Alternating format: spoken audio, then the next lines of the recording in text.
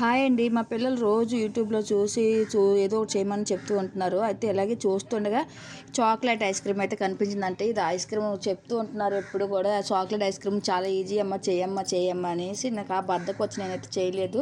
అయితే మొన్న అయితే ఇంకా కొని తెచ్చుకున్నారు డైరీ మిల్క్ చాక్లెట్ అయితే. దీంతో ఐస్ క్రీమ్ చేయి లేకపోతే మేమే చేసుకుంటామంటే ఎందుకులే వీళ్ళంతా ఖరాబ్ చేసేస్తారు, నేనే చేస్తాను అనుకొని చేశాను.